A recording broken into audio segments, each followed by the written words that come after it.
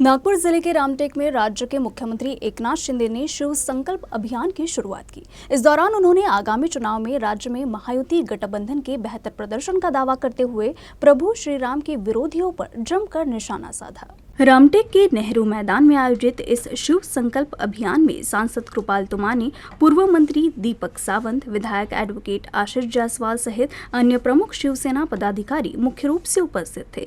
इस कार्यक्रम में विधायक आशीष जायसवाल, सांसद कृपाल तुमाने ने अपने द्वारा किए गए कामों को नागरिकों के सामने रखा। वहीं मुख्यमंत्री एकनाथ शिंदे ने राम विरोधियों की जमकर खिंचाई की।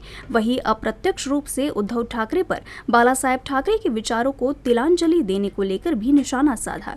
शिवसेना द्वारा आयोजित इस कार्यक्रम के दौरान बारिश भी हुई, लेकिन लोगों का उत्साह इतना था कि बारिश और तेज हवा के बीच सभी डटे रहे।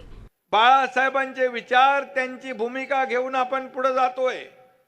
आज हिंदुत्वाचे विचार बाळासाहेबांचे ऐकण्यासाठी लोक आतुर असायचे आणि बाळासाहेबांनी जी भूमिका घेतली ती अतिशय परकड स्पष्टपणे भूमिका घ्यायचे आणि त्यांनी ज्यांना ज्यांना लांब ठेवलं, ज्यांना ज्यांना सांगितलं माझी जेव्हा काँग्रेस होईल तेव्हा माझं दुकान बंद करेल, त्यांना तुम्ही डोक्यावर घेतलं।